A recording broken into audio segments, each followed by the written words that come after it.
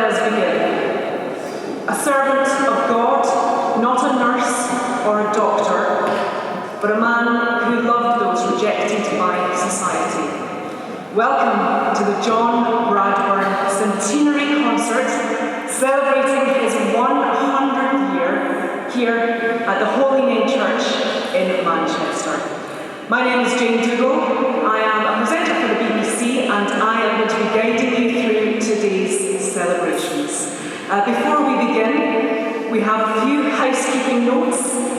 Just to keep everybody safe during these COVID times, masks must be worn in the church while you're moving around. There is a one-way system as well, which will be in evidence. And there are ushers on hand with lanyards to help guide you. There is a toilet at the rear of the church. You can see it has a notice in white on the door. There's also another one at the front, just past the exhibition. When you do leave, if you just keep in mind, everyone on this side, my left, your right, if you can exit via the side door, go around the front, and there will be refreshments for you there. And everyone on this side, my right, your left, if you can go out via the main door, turn right, and the refreshments are up there for you. Kate McPherson is Secretary of the John Bradburne Memorial Society. She is the organiser of this concert. She's standing at the back with a beautiful red dress on. So if you need anything, please speak to Kate or any of the other team members who are wearing lanyards. Now, for those of you who don't know, but many of you will, I'm going to tell you just a little bit about the John Bradburne Memorial Society. It was set up in 1999 by Celia Brickstock in honour of her late uncle John Bradburne, who dedicated his life to the poorest, the most needy leprosy patients and society's outcasts, providing them with 10 years of selfless physical and spiritual care until he was very cruelly murdered in 1979. The John Bradburne Memorial Society raises funds for the Leprosy Care Centre and sends money to Mutemwa every month to help people suffering sickness, hardship and distress from leprosy, providing them with food, medication, medical care and shelter. And the Memorial Society also educates people on John's saintly life and, of course, his poetry writing, which we will be hearing a great deal of later on today. Now, this concert is a celebration of John's life 100 years after his birth. Very well-known composers, some of whom are here today, have set music to John's poetry, and we're very excited about this. They will be performing it for the first time, so it's a special treat for you, getting to hear some of this poetry set to music for the first time ever. After the first half of the concert, there's going to be a short interval where you can look at the exhibition and some bookstores as well, and then of course after the concert finishes, you will be able to have your refreshments outside the front of the church. So, without further ado, let's begin this celebration of John Bradburne's life and his poetry. And we start with the opening welcome by Father Brendan Callahan, who is a Jesuit from the University Chaplaincy team.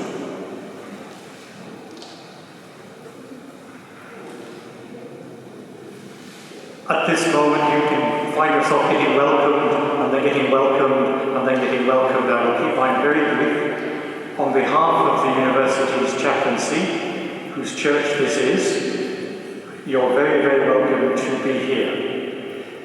The church is 150 years old this year, and it strikes me that it's a very good moment to be celebrating something like this. John Bradburne's centenary and the the centenary and a half of the church. It was once a parish church until the parish went away to other bits of Manchester and the university moved in. And so we now serve the students of the universities in Manchester through the masses and services we have in the church, but also through personal care and pastoral care in the chaplaincy. So you're very welcome. I think when I was 17 or 18, when I did a year's voluntary teaching in what is now Zimbabwe, I think I met John. But it's a long time ago, and I was very young, and I don't remember too clearly, but I think I met John. But I've continued to learn about him in the time since, so I'm really pleased that we can host this event. Enjoy the celebration, be inspired by his life. You're very welcome.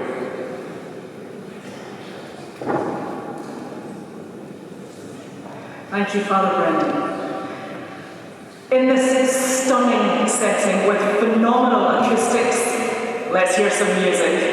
We're going to start with the Bury Choral Society, one of the oldest choral societies in England, established, get this, in 1838. I don't think there's any original members here. They will be accompanied by organist Elin Rees as well, and they're going to be performing Carol of the Annunciation by Frederick Stockin, who was inspired by John Bradburne after reading a newspaper article about him, and he took the name of John when he was baptised and converted to Catholicism in 1996. And I think Frederick is here with us today. Yes? Yes, Frederick, can you please stand up so everybody can see you? And then they know who to thank you very much, Frederick.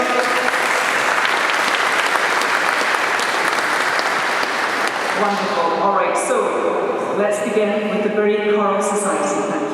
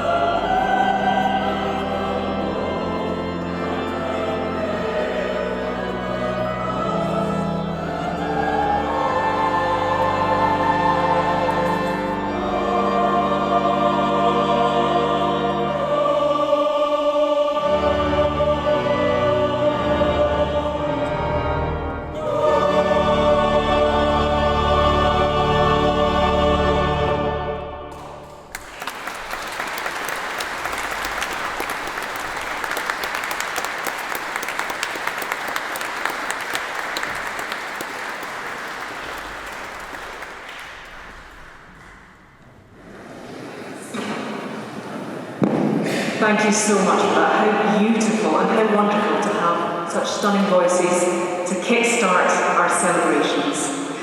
Now, as you probably know, John Bradburne wrote so much poetry, and we're going to celebrate that as well during today's ceremonies. We're going to hear a poem read by Camilla White. The poem's called Beadham Attained, and Camilla was inspired by John after coming across a photograph of him at Westminster Cathedral back in 2009. So Camilla, can you come up now, please?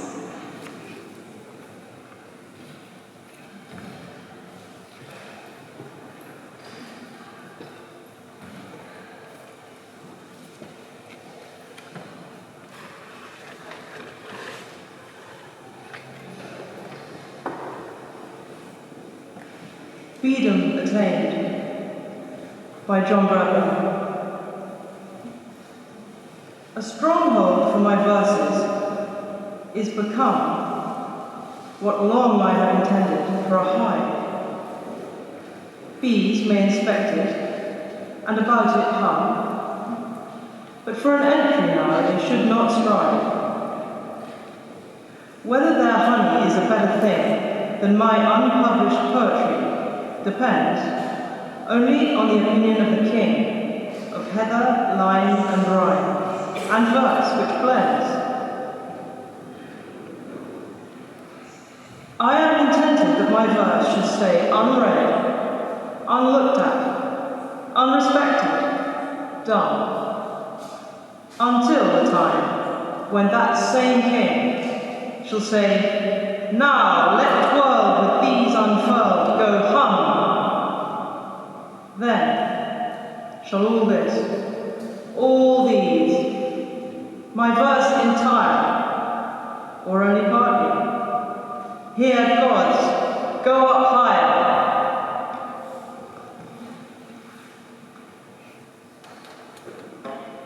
Thank you so much for that, Camilla. That was lovely. Now, as you might have anticipated, we're going to hear from a harpist. Isn't it a beautiful instrument? It's just stunning. We're going to hear this next piece performed by Maxine Molan, who's sitting in place, as you can see. She has played with the Halley, the BBC Philharmonic, and the English National Ballet as well. We're very lucky to have her here with us. This piece is called Strange Vagabond, and it was composed by Philip Bertram, who is here as well. Yes. Can you please stand up, Philip? You know the drill.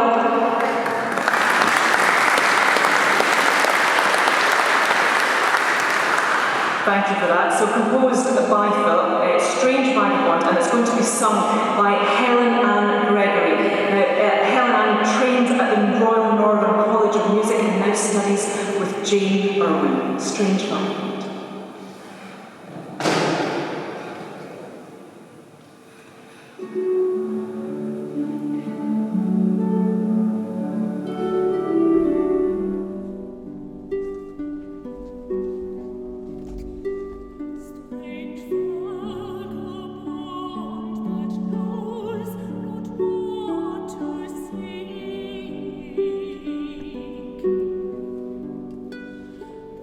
The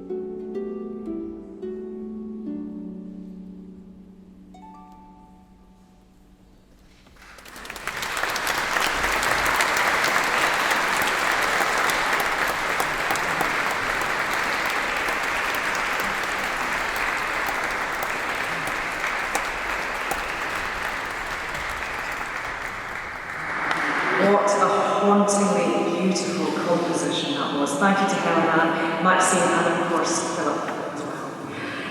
Right, we are now going to welcome back the Bury Choral Society and organist Elin Rees. They're going to be performing Feast of the Ascension.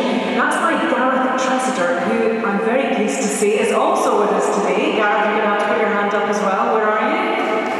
There he is. Thank you very much. Gareth is an honorary associate of the Royal Welsh College of Music and Drama in recognition of his musical achievements, just to embarrass him further. Right, Feast of the Ascension. Thank you very much.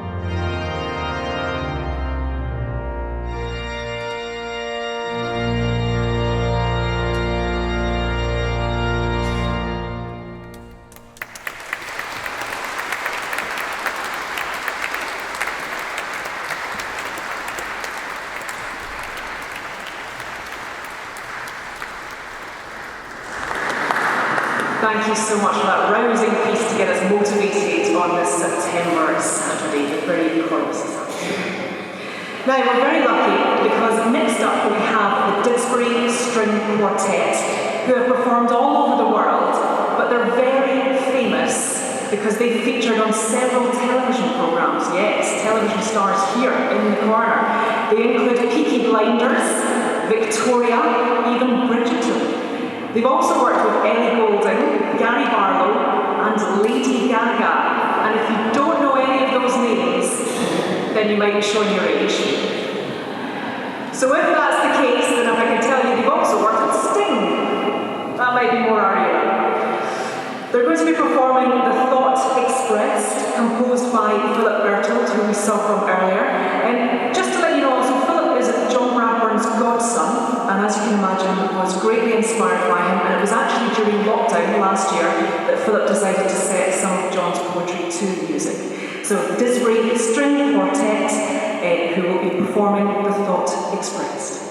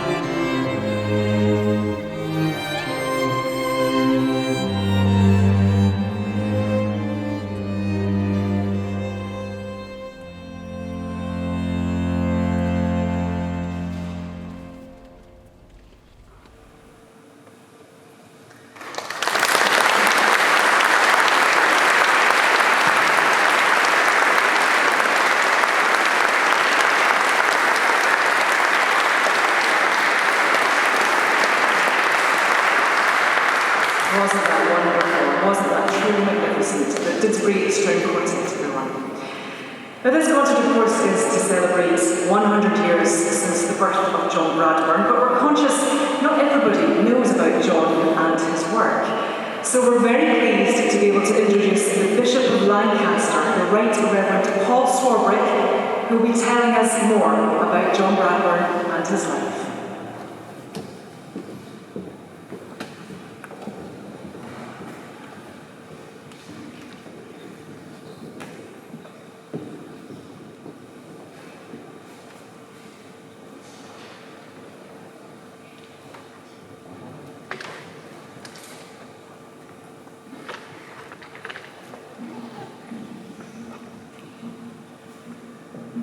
Good afternoon.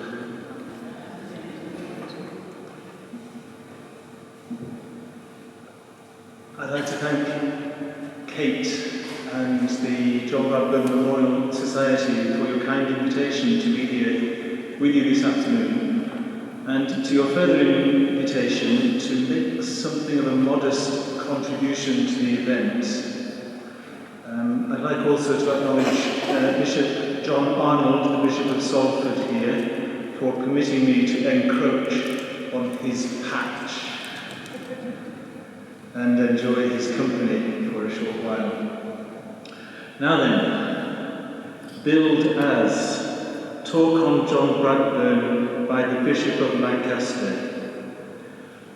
I'm going to cheat because I know quite well that many of you probably know John Bradburne more about him through having either met him personally or been more involved in his life story.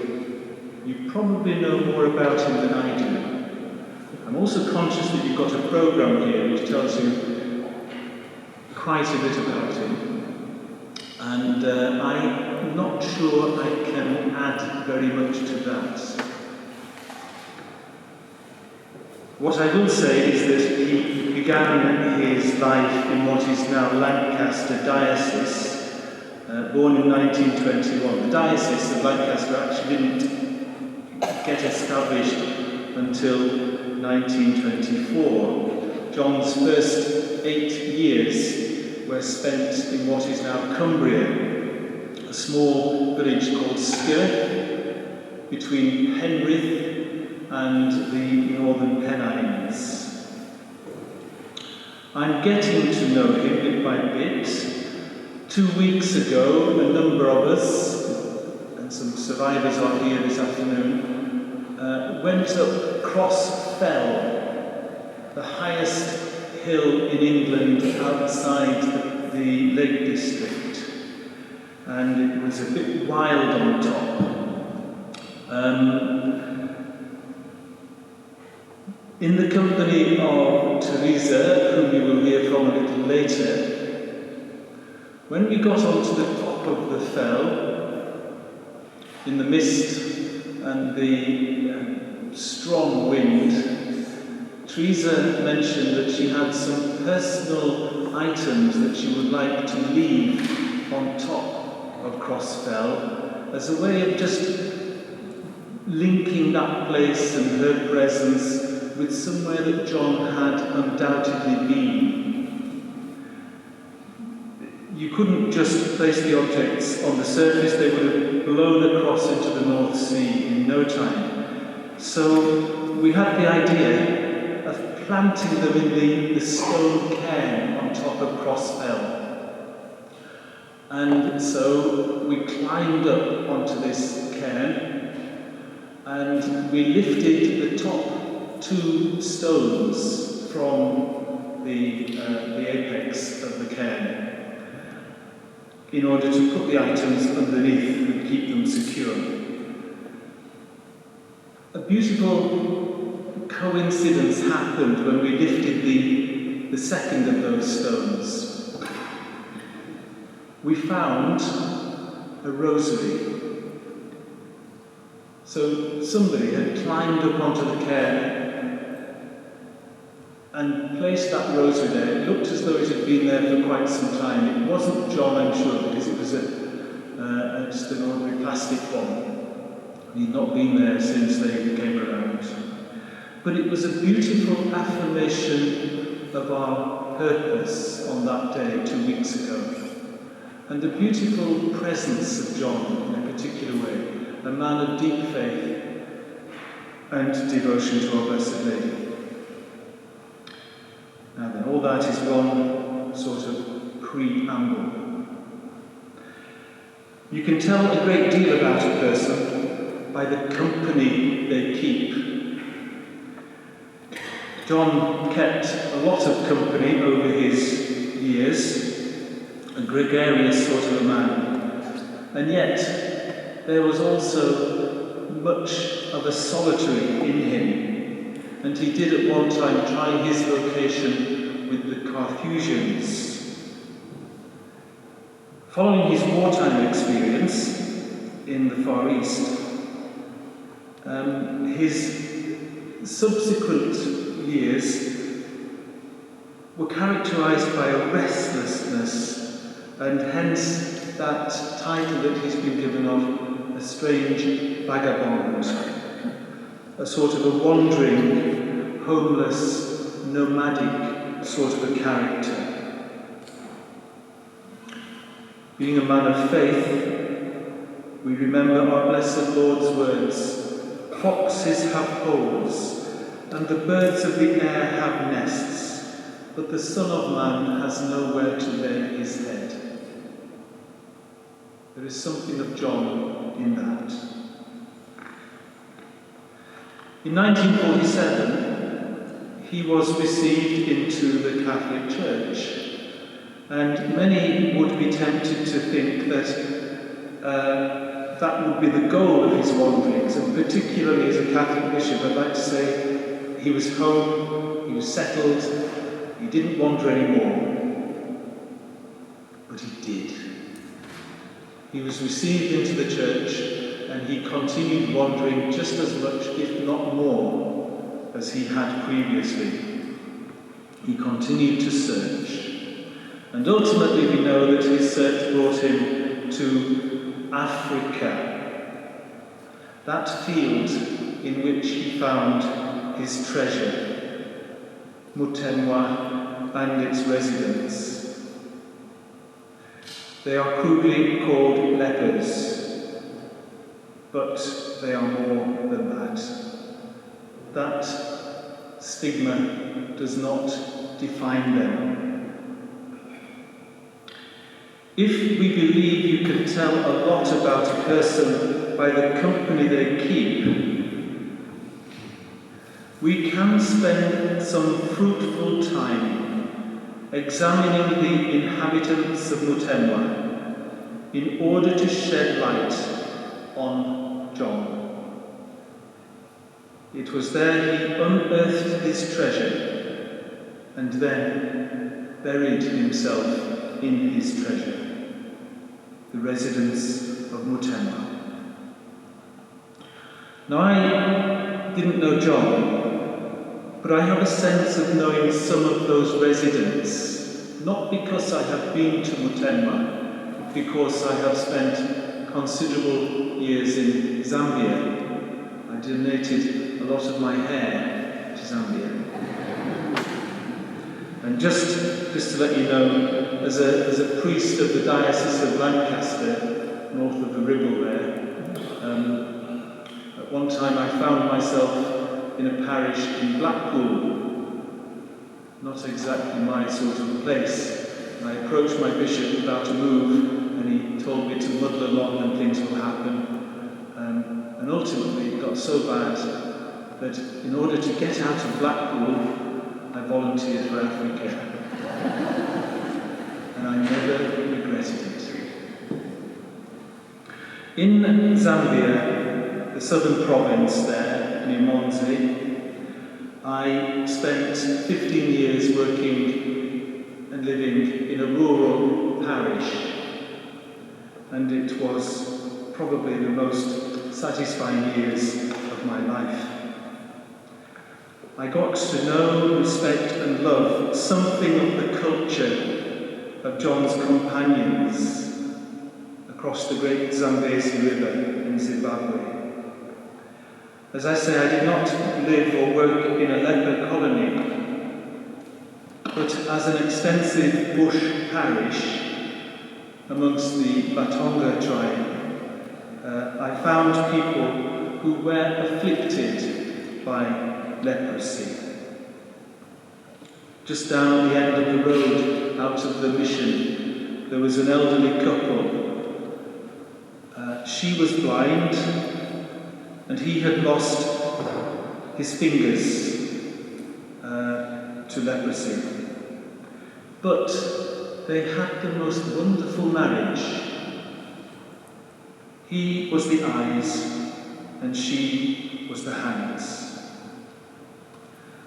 The person I particularly want to mention is a wonderful, beautiful old man called Paul Mambo. When I'm talking about him, I want you to sort of see John by the side of him. In many of the pictures we see of John in Mutemba, we look at John and we see the poor person with leprosy by the side. But now I want to put John to the side without demoting him and put Paul Mambo at the centre. Just want to tell you a little bit about Paul. Paul had lived an ordinary life, you might call it, but a good life as a subsistence farmer. He'd been married, he'd raised a family. But at some point he got leprosy. I met him at one of our outstations, a place called Konkola, on the plateau above the Zambezi escarpment. I'd arrive at the church every few months to celebrate Mass there, and Paul would always be there waiting for me, one of the earliest to arrive. He walked on crutches. He was an incredibly frail man with a gentle face. He had breathing difficulties, and he had no feet. And he lived a couple of miles away from the church at Konkola. He lived with one adult son who drank too much. Now it occurred to me at the time that if ever you want an excuse for not going to Mass or church, having no feet is a pretty good one. Bless me, Father, for I have sinned. It has been many years since my last confession, and I accuse myself of missing Mass for several years. Why did you miss Mass? Please, Father, because I have no feet. Good excuse. Say one Hail Mary. Paul lived in that place with only one son. His wife had left him. I never heard her side of the story because he couldn't keep the family. He wasn't able to work. With this son, he managed a little bit of work by his son bringing strips of metal that had been used to bind hemp sacks together. And these were discarded by the farmers, and his son used to bring Paul these strips, which Paul would cut into 6-inch sections, 6 or 8 inches, using an old chisel and hammer, hammering onto a stone just outside his hut. And he would shape these steel bands into knife blades, which he would then fit into wooden handles that he had shaped. Can you see John just sitting by, listening to this, taking it all in, getting to know Paul? Paul would then ask his son to take these knives around the villages and sell them as a means of raising money to buy some essential things, perhaps like salt or cooking oil, perhaps insipa, a bit of soap, absolute basics. Most of the money Paul's son drank, but enough was kept in order to provide the absolute basics. I visited Paul's village on a number of occasions, especially as his health declined. He slept on a sack on the earth floor in his hut. His pillow was a stone. He never complained. He never spoke ill of anyone. He never blamed God, asking why he had to live like this. One Holy Week, some of his neighbours called me to visit him because they were aware that he was dying. And so, late one afternoon, I was able to drive out to Concola and follow the tracks as far as I could with the vehicle. And then I got out and walked. The sun had set, and this is bush. It's not streets and things like round here. This is bush. And the path made its way down into a little valley just before you reached Paul's village. The sun had set and it was getting darker, and as you went down into this valley, before you climbed up the other side, you had to cross this small stream.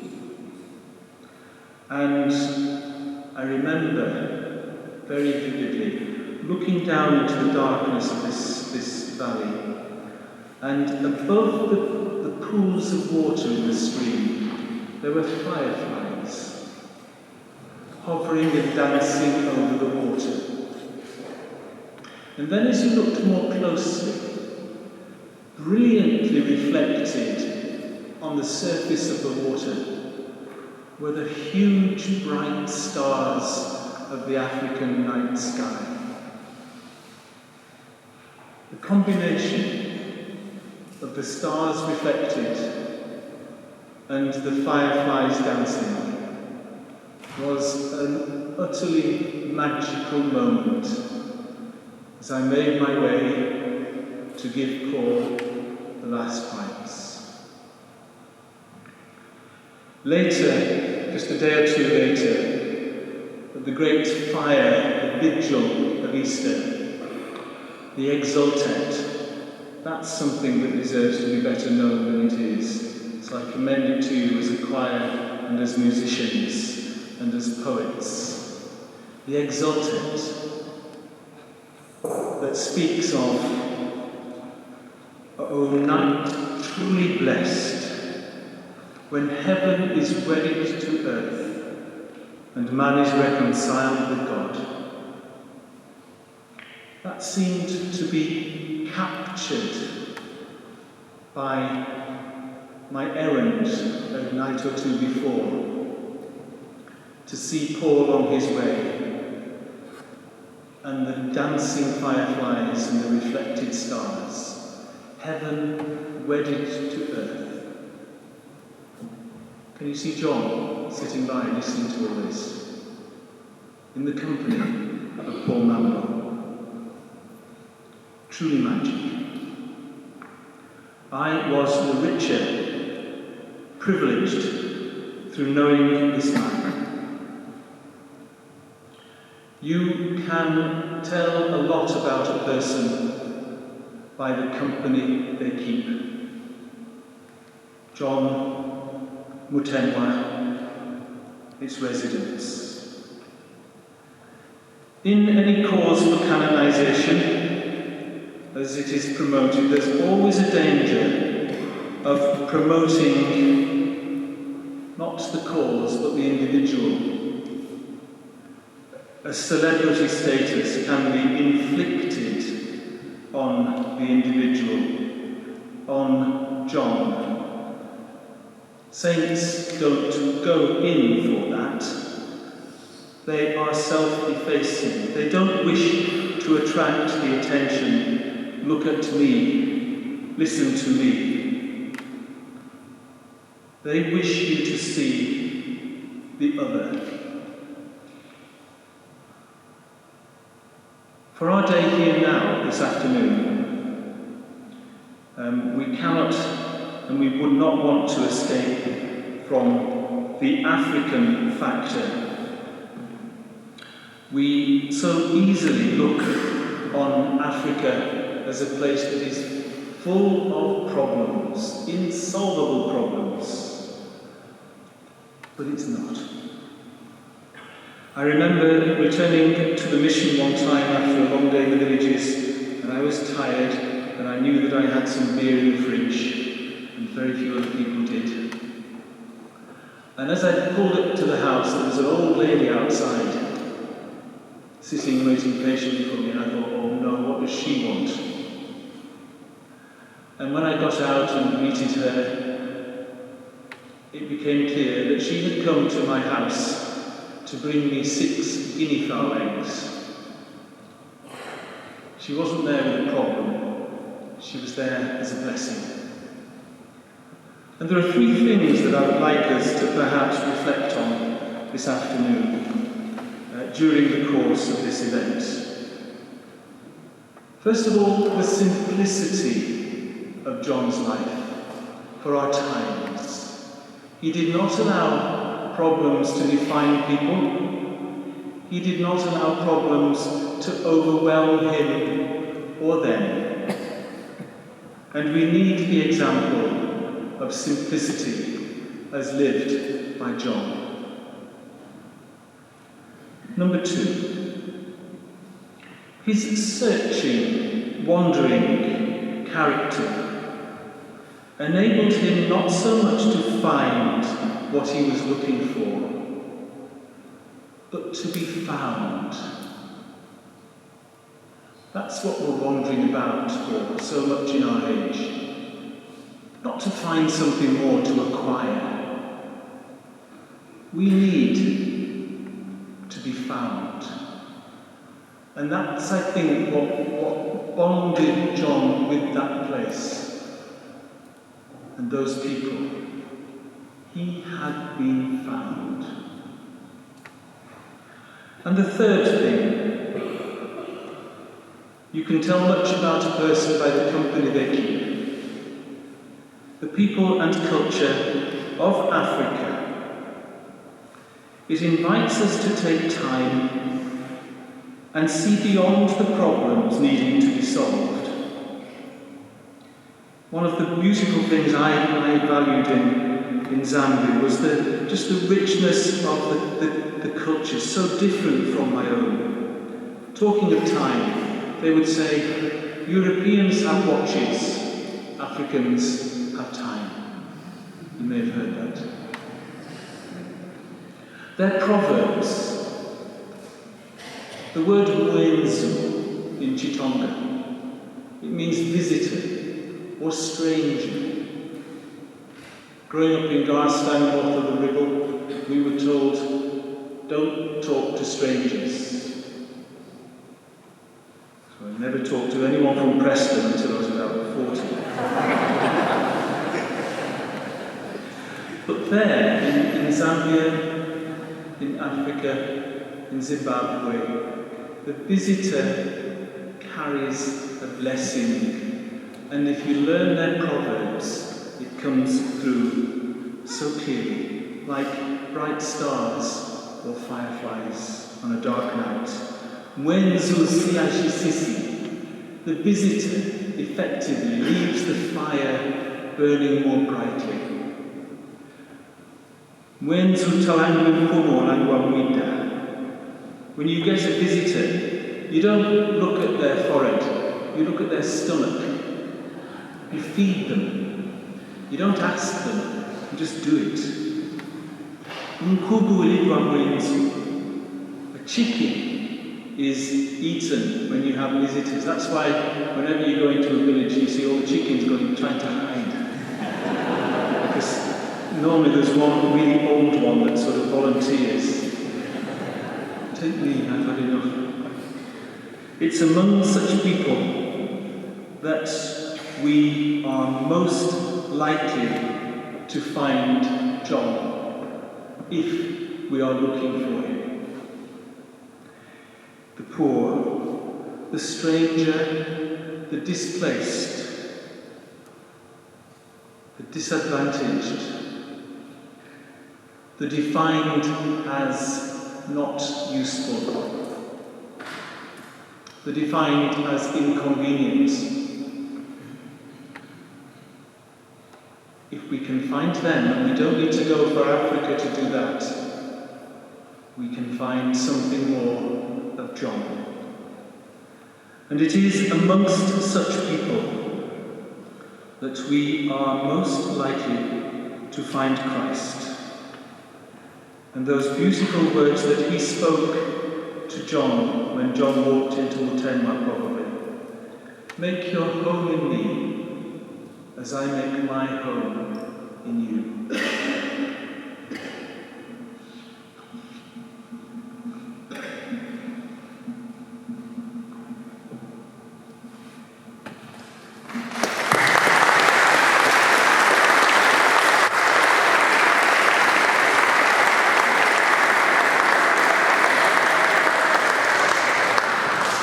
Thank you so much for that inspiring talk, Bishop of Lancaster, the Right Rev Paul Swarbrick.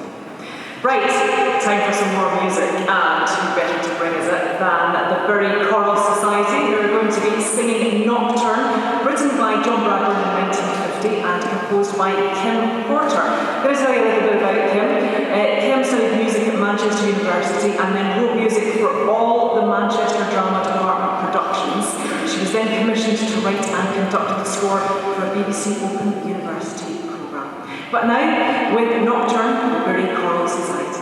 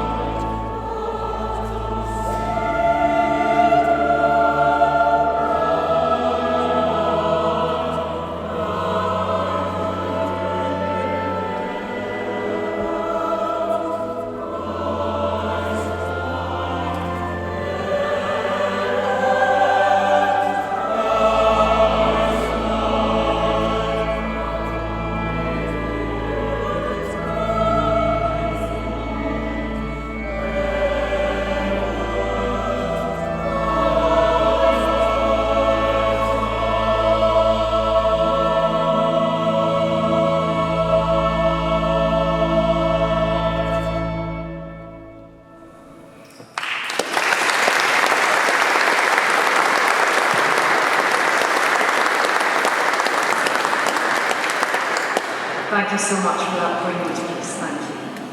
Now, as we all know, John Bradburne wrote a great deal of poetry, and we are delighted to be joined by one of John Bradburne's nieces, Teresa Yonge, who is the youngest daughter of Audrey Constance Yonge, John's younger sister.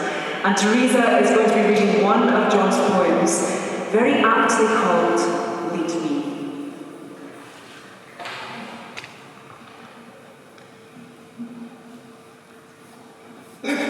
Lead Me, a poem in the voice of John Bradburne, by Maria Apichella, 2021.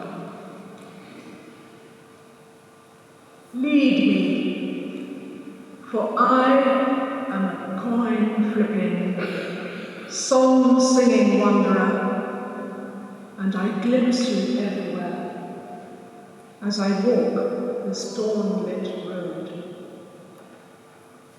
You are the ruts of water, flashing silver, the fluttering lime reeds stooping to an oncoming spirit-blown breeze.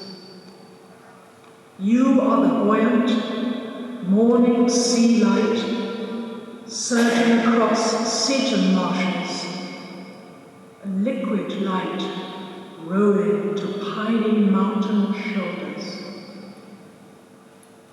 You are the arc, the horizon's back, the swerve inland, leading me to Buckmaster Abbey, down a road of tangle, moss and shadow. And now you are slopes, bushes, outcrops, hawthorn, making me itch for Italy, Israel, and only you. And the coin of my prayer, nowhere.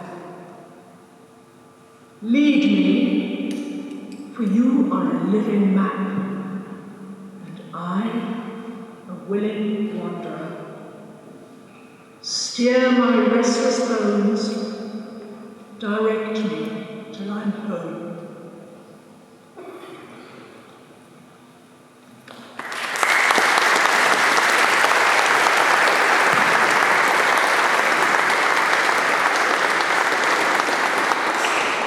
What commanding words. Teresa, thank you so much for reading them so beautifully too. Now, they've just had time to catch their breaths, but we're going to call on the Bury Choral Society again, doing a sterling job, by the way, ladies and gentlemen, thank you so much. They will be singing Contemplo by Philip Merton.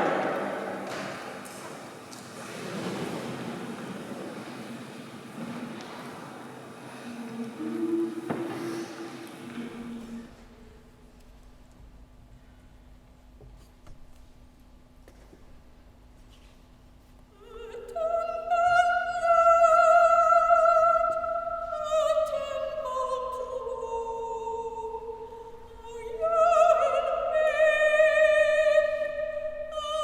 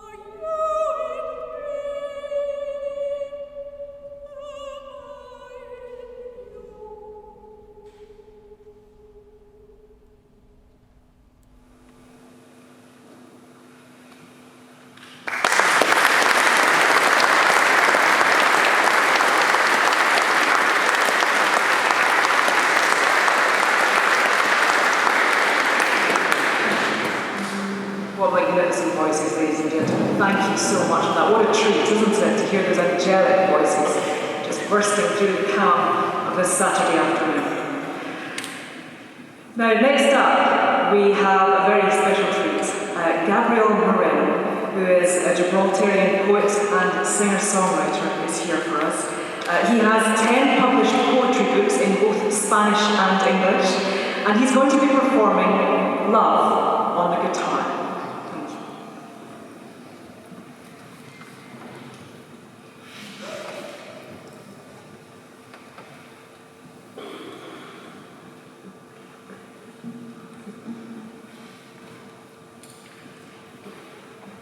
Thank you.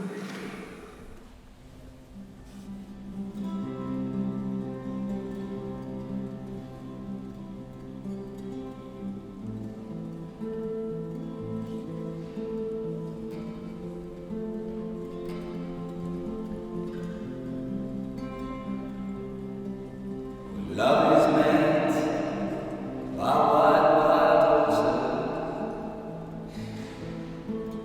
metal soul up on the plain,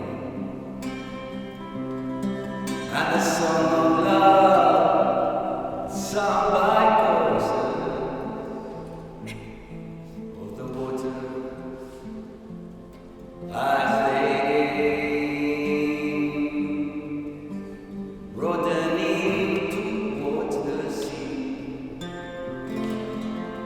that sings love, lordly symphony, lordly symphony. For love is looked at by the daisies,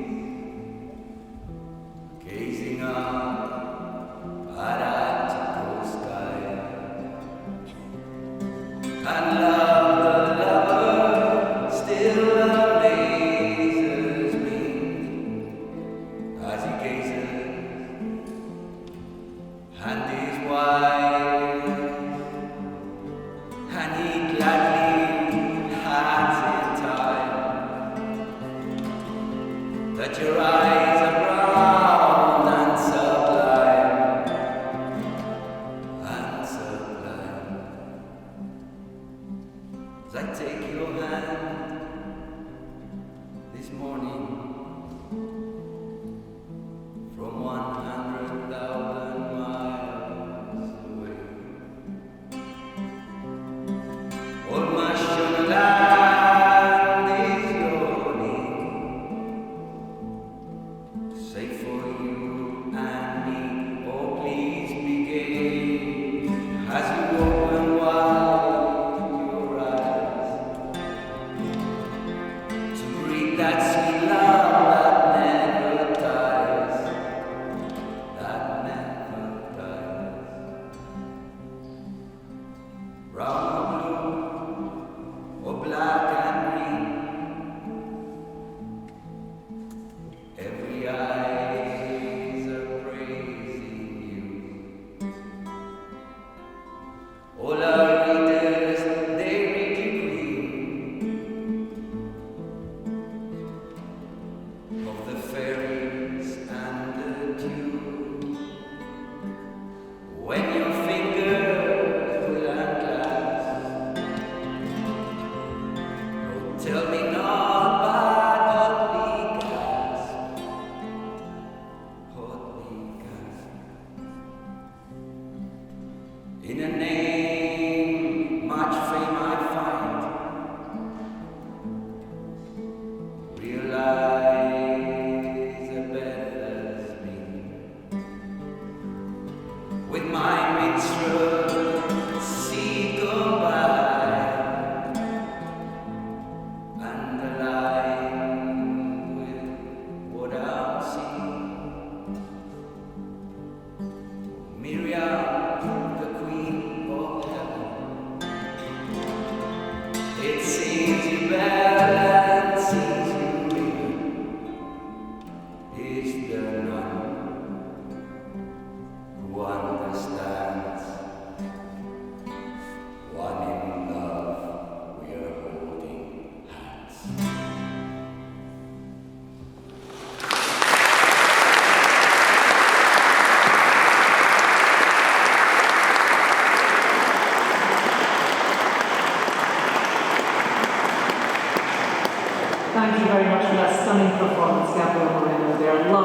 anointing for everything, really, isn't it?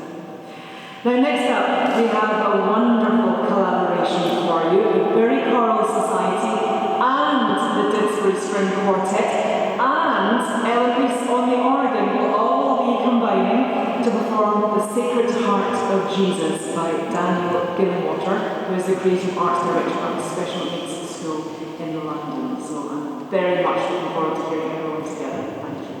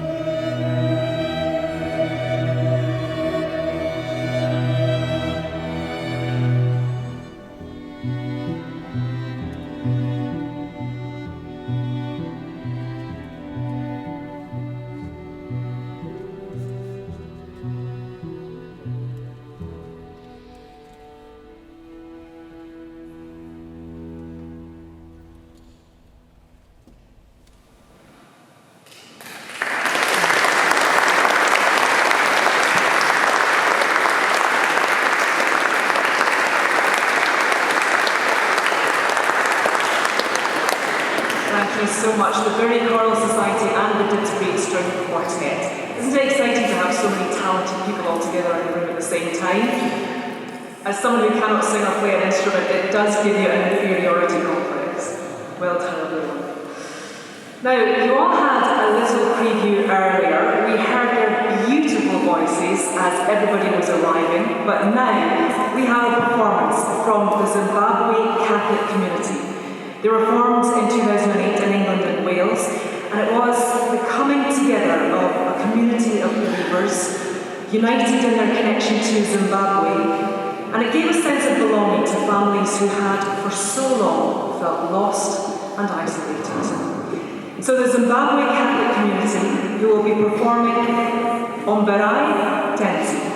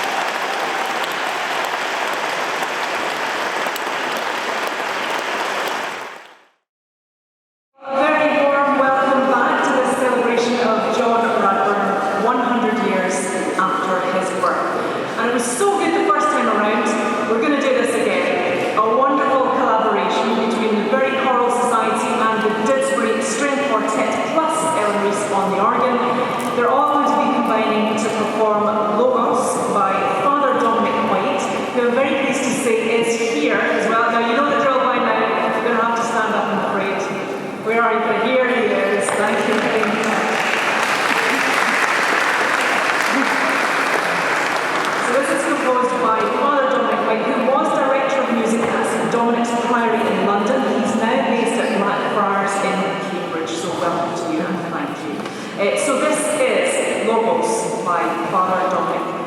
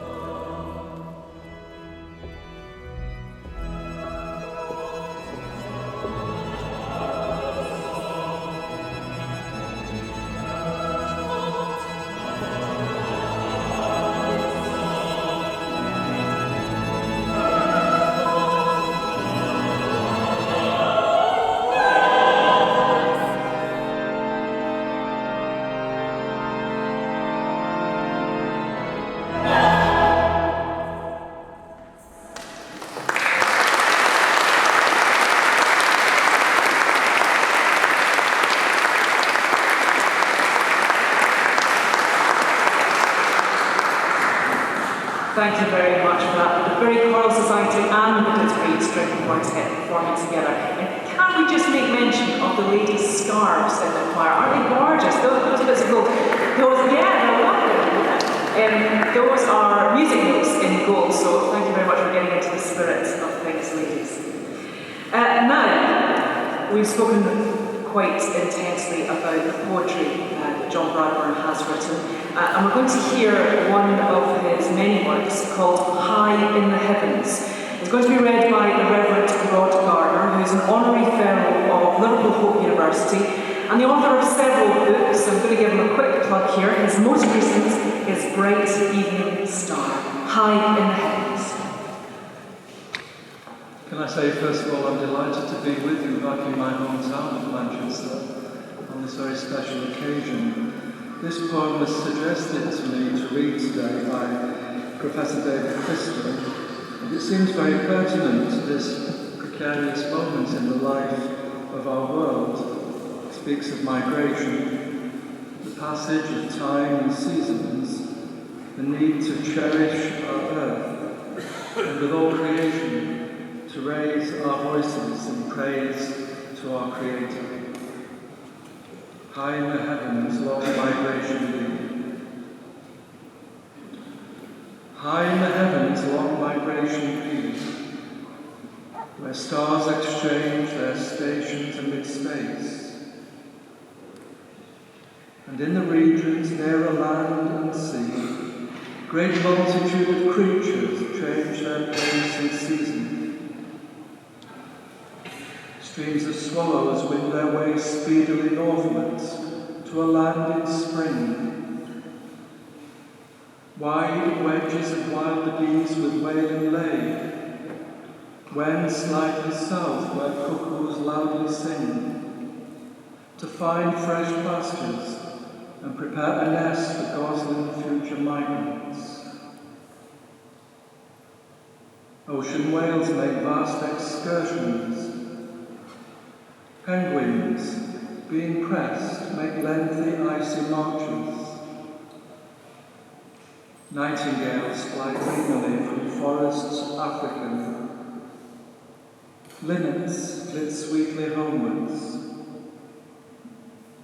For the rest, salmon and eels swim far. The soul of man soars upwards with the skylark, seeking light. Wheels like an eagle in his sovereign's might, and sings with angels in the Lord's own sight.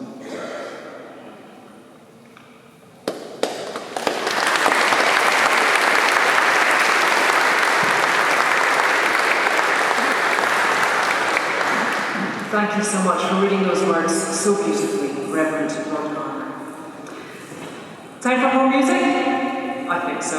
Next up, we have Scottish singer-songwriter Adam Beattie, who's going to be performing Talisman. He has released 5 albums of his own songs, so a very prestigious songwriter. His most recent one is called Somewhere Round the Bend. So Adam Beattie performing Talisman.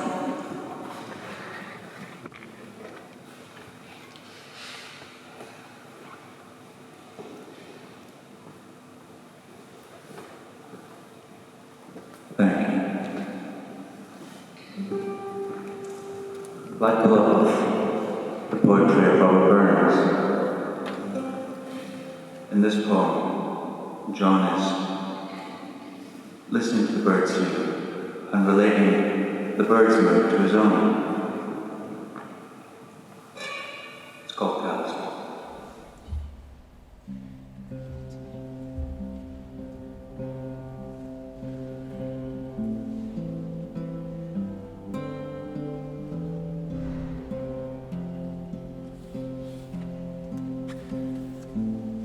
Birds that spontaneously sing, ask not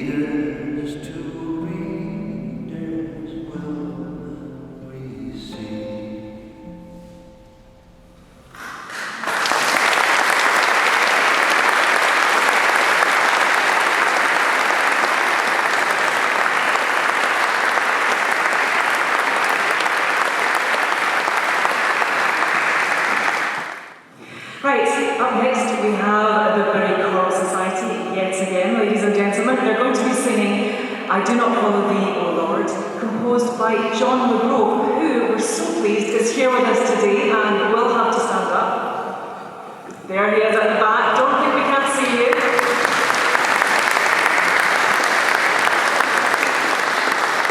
Thank you so much for being with us. And John has just retired from 14 years at Chetham's School of Music, so enjoy the rest of your retirement. And this might be a bit of a tribute to you and, of course, John as well. I Do Not Follow Thee, O Lord.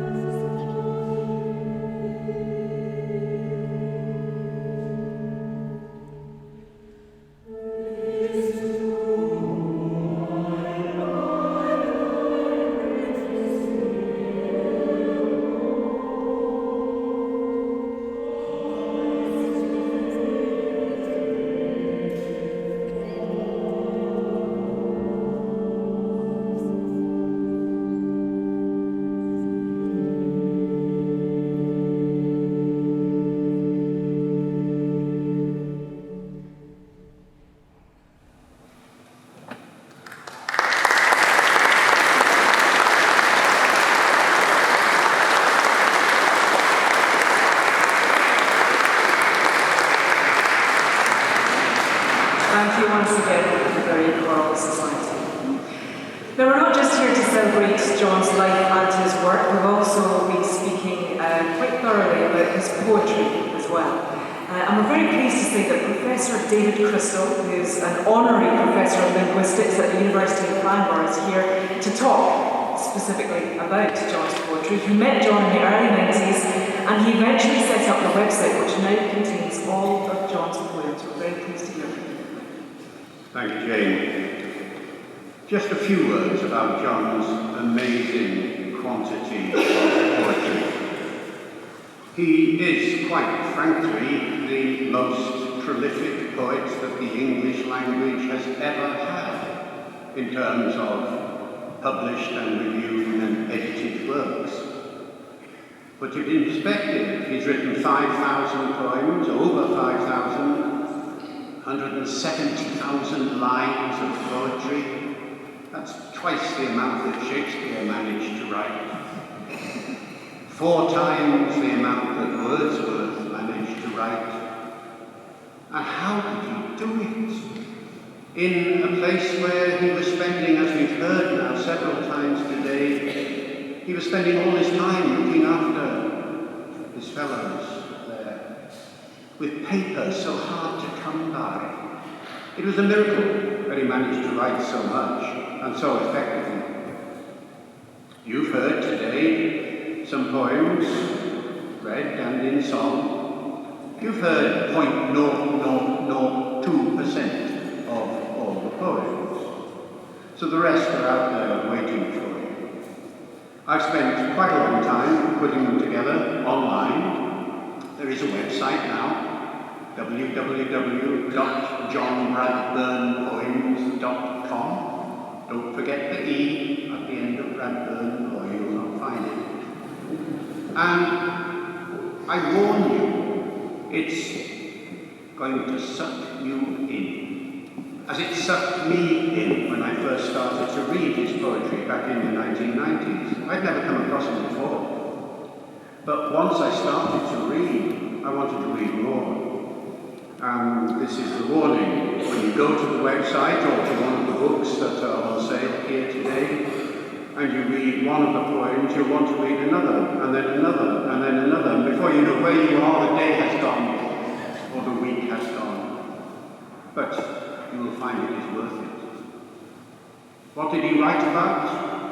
He wrote about, in a word, everything. Everything. He's perhaps best known as a theological poet, a spiritual poet, writing about the Trinity, about Mary, about the Bible and the Eucharist. But we've also heard today John as the nature poet, writing about landscape and birds and bees, eagles and bees.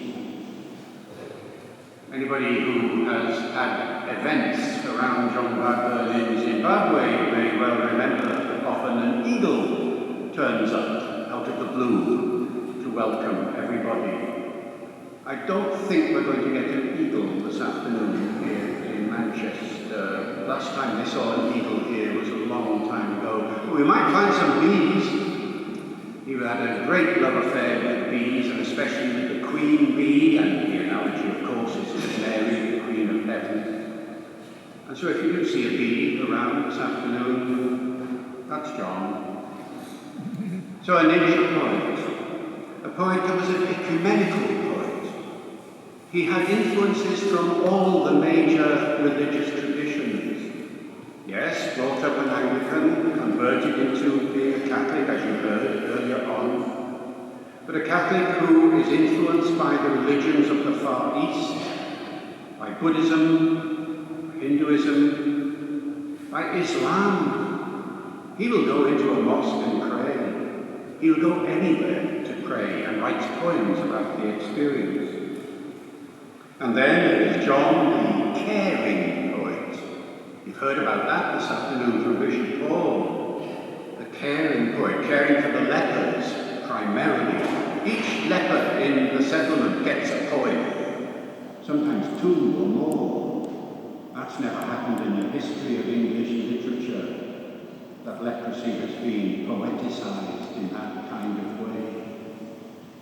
and caring in the sense of caring for the environment. He writes poems about the dangers of destroying the environment. You thought that worrying about plastics was a 21st century thing? John was writing poems about the dangers of plastics back in the 1970s. And lastly, John, the human poet. I said he wrote about everything. Well, yes, he wrote about televisions and telephones and the radio and how interfering they were. If he was alive today, he would be writing about the internet and hating it, I suspect. Social media, certainly, because it would get in the way of his prayer life. And so, when you dip into John Bradburne's poems, you will find yourselves pulled in a variety of different directions.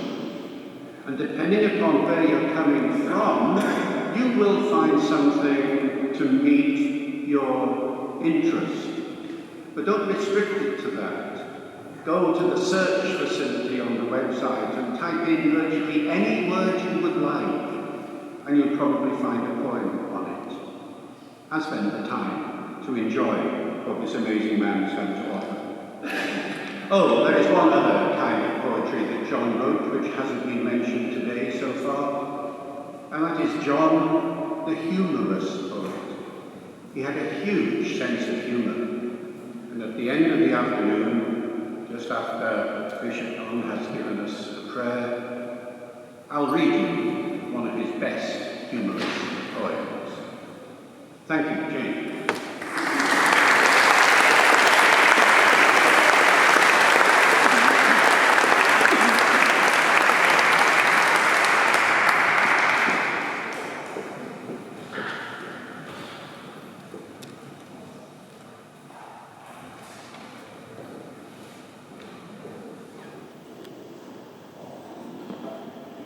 Thank you very much for that. Right, now we are very pleased to welcome back Maxine Mullen and Helen and Gregory, who are going to be performing Prayer of St. Francis of Assisi, written by Philip.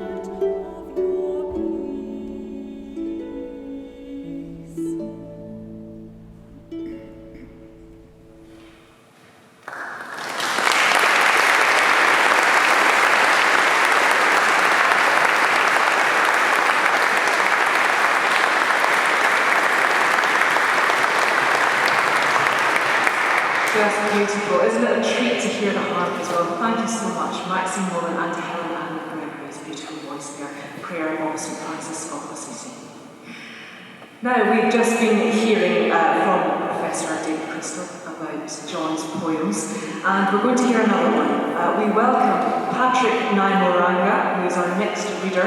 He's going to be reciting on a photo of John Bradburne for his 100th birthday, so obviously not written by John, but written by Sally Reed, who lives near Rome. She's a published author and poet, and her latest poetry collection is called Dawn of Hunger. It's out later this year.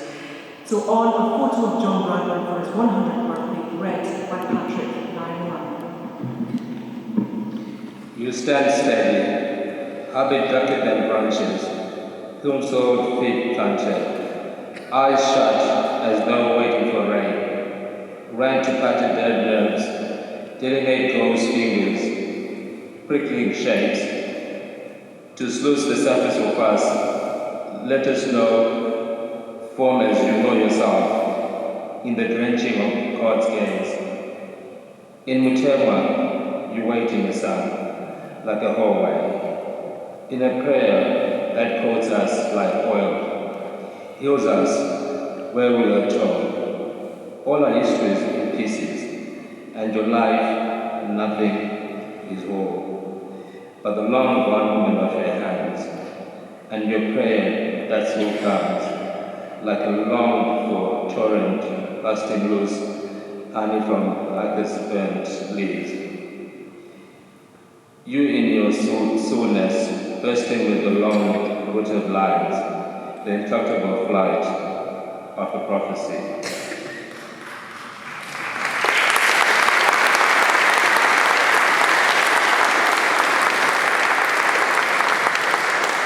Thank you so much for that, Patrick.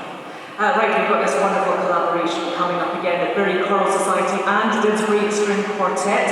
They're going to be performing now, please apologies if I mispronounce this, De Chansons Diverses, and it's by George Shrapnel, and I'm very pleased to say that George is here with us. Where is George?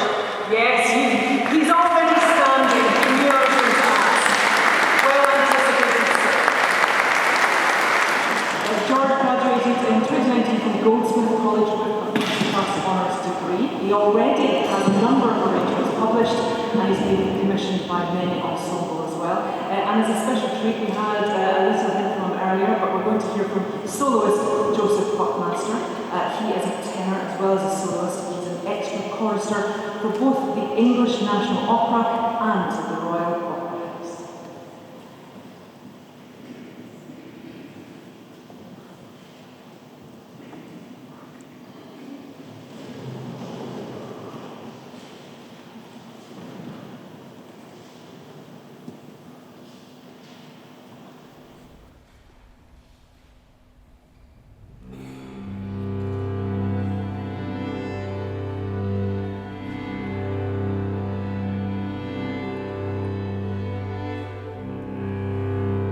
Then wear the moral of this song. Make your own house united strong. O treble, alto, tenor, bass, ring out with truth through time and space.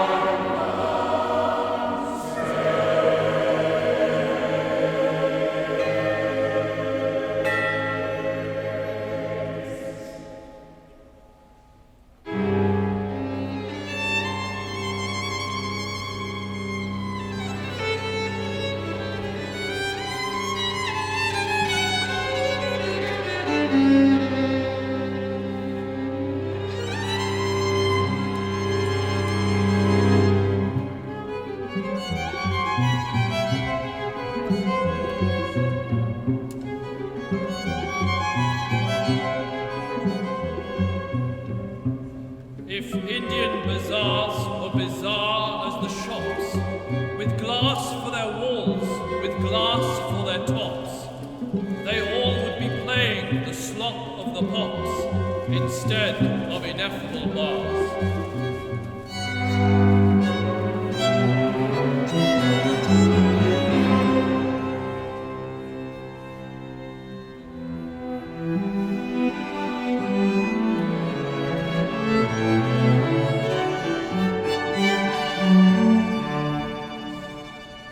By George,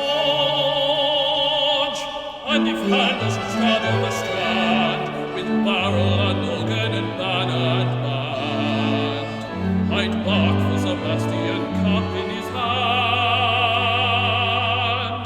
with a pipe and a poppycorn candle.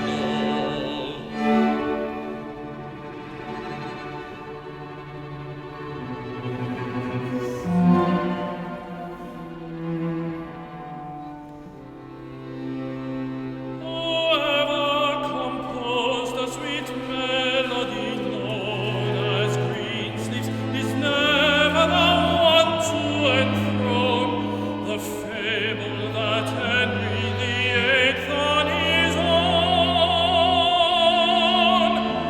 composed it at Rosemary's feet.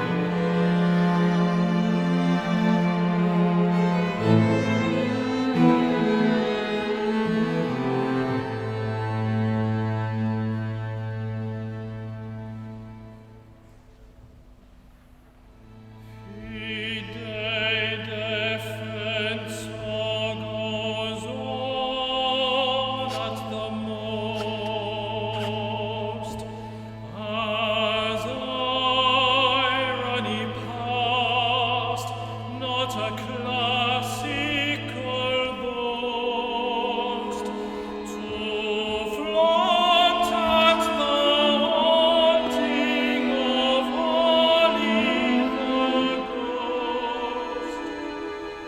With Rosa Maria she flows.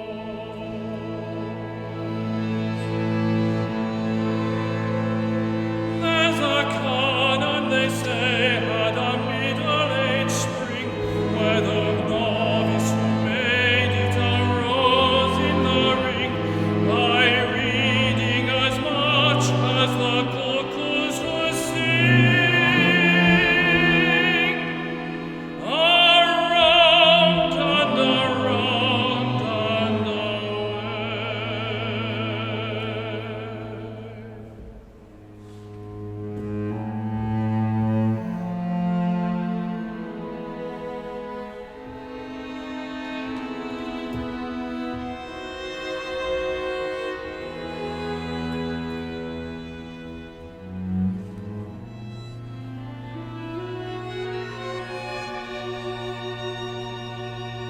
When Beethoven lay in a dreamy embrace, where naught's in support, or of time, or of place.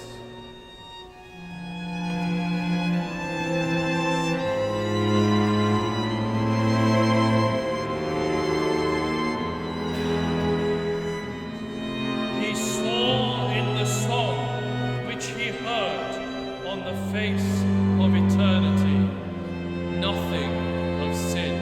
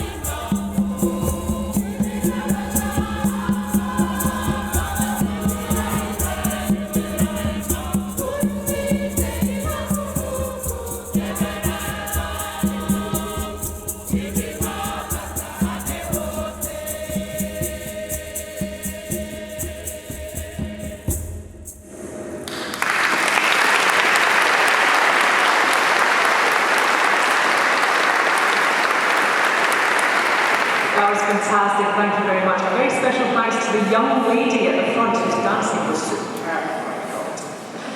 Right, moving on. Very choral society. Are you tired yet? You alright? No? Still got lots of energy? Lots of stamina. We love it because we're going to be performing again. And you're going to be performing a Mirabile Mysterium by James Walton. James is from Preston in Lancashire, teaching religious studies at Corpus Christi Catholic High School. Because he's from Preston, that means that the Bishop of Lancaster will be speaking to him, doesn't it? Thank you very much, ladies and gentlemen. Miss Mirabile Mysterium.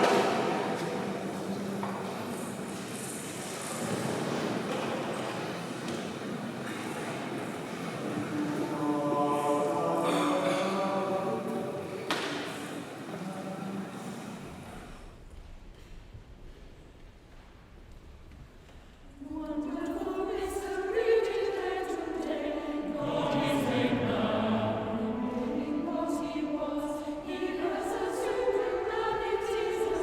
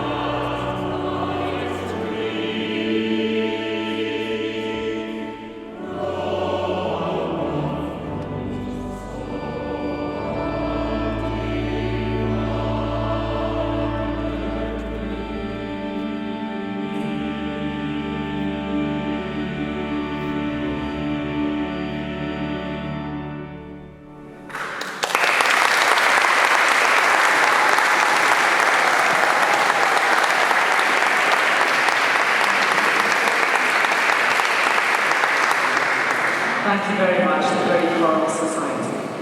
Right, we're going to welcome back, because they've been so good previously, we've asked them back again, the Didsbury String Quartet, who are going to be performing To Be Ye Treads by Philip Burton.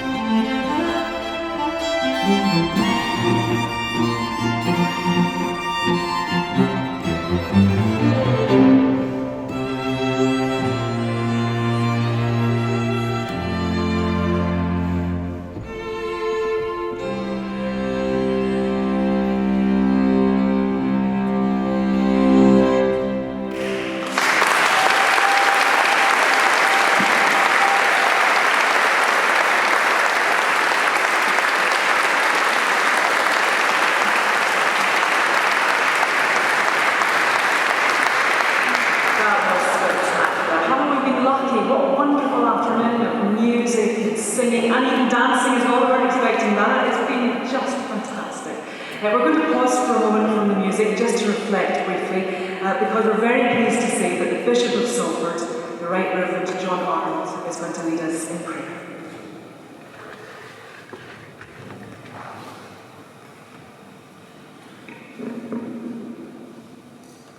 Let us pray. Loving Father, you sent your Son, Jesus, into our world to be the way, the truth, and the life. During his ministry, he gave us the best witness of love. He welcomed everyone, even those who would criticize and taunt him. He cured those who were sick. He taught the values of the kingdom of heaven.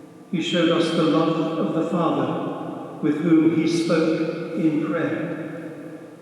He died and rose from the dead for us. After his resurrection, he charged us to follow his example in loving our sisters and brothers and our common home. In every generation, we must learn how to put gospel values into action in our lives. Today, we give thanks for the example and the mission of John Bradburne. How generous he was to those in great need, constant in his care for them. We thank you for his persistence in searching for your will in his life. We thank you for the example of his prayer. In the simplicity of his life in mission in Africa, he brought your love to all who came to him. He cared for the sick, protecting them and defending their dignity. Father, as we give thanks for the life and witness of John Bradburne, help us to discover what your will is for each one of us.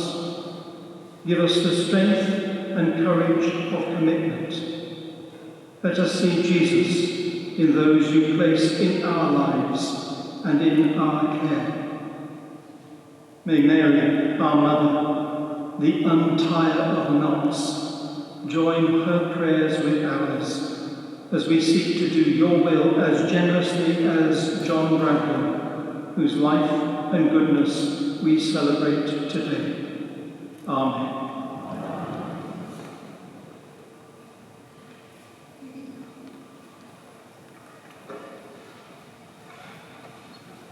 Thank you very much for that, the Bishop of Salford, the right to Rev John Arnold.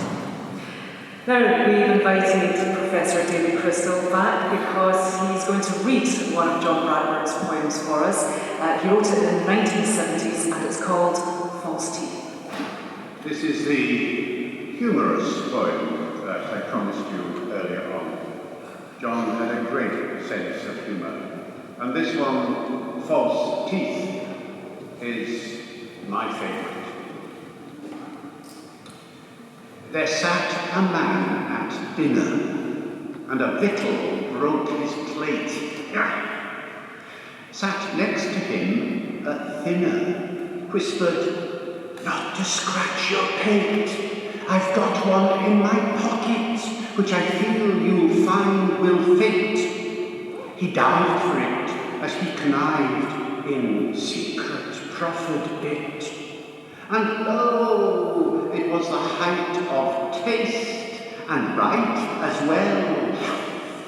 Fell to in haste the fellow, for a further course was following. He had to force, until he broke replacement rare, and thought, it really isn't fair.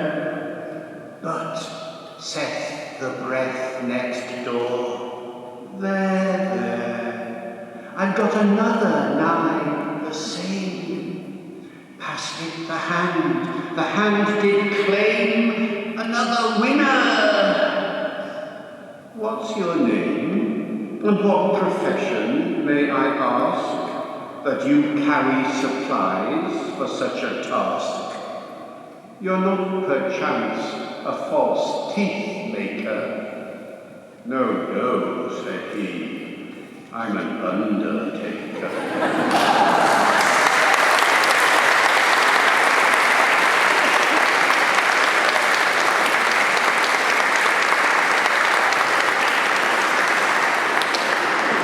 Fantastic, what a wonderful poem, but how beautifully read, and just the actions and everything as well. Thank you so much for that, David. Well done. Right. This is the last time we're going to call upon you, Bury Choral Society, but if you could please stand, because we're going to have a tribute from the Bury Choral Society to John Bradburne, Handel's Foundling Hospital Anthem. The charitable shall be held had in everlasting remembrance. Hallelujah.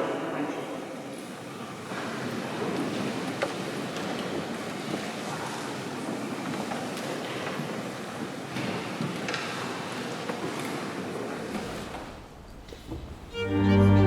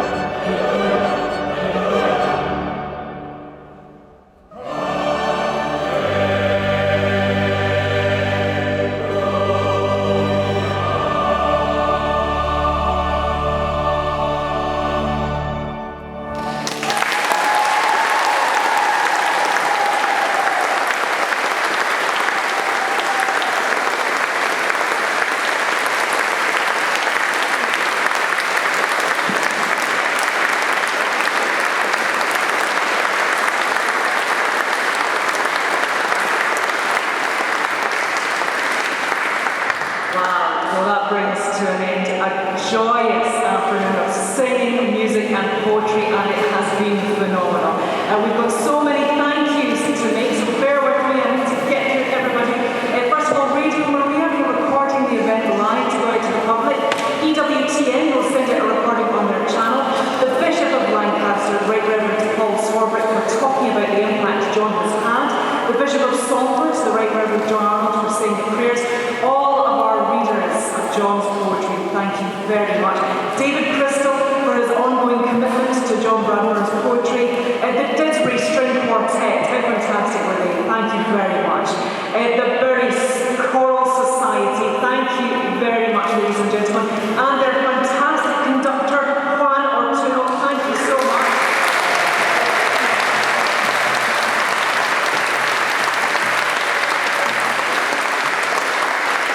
And also listeners up on the organ as well, thank you very much. And also, we must mention Kate McPherson, who has poured her heart and soul into organising this event, so a very well done to you, Kate McPherson.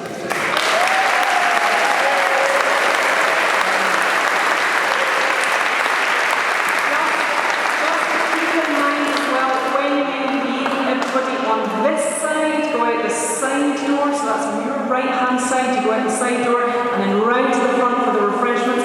Everybody on this side, your left-hand side, if you go out the main door and round to the right for the refreshments, please take all of your rubbish and packaging with you. There are bins provided at the doors.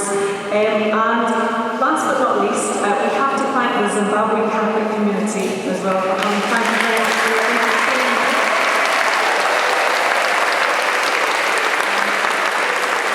Thank you very much to everybody here for coming to enjoy a wonderful celebration of 100 years since the birth of John Bradburne. A very safe journey home, everybody.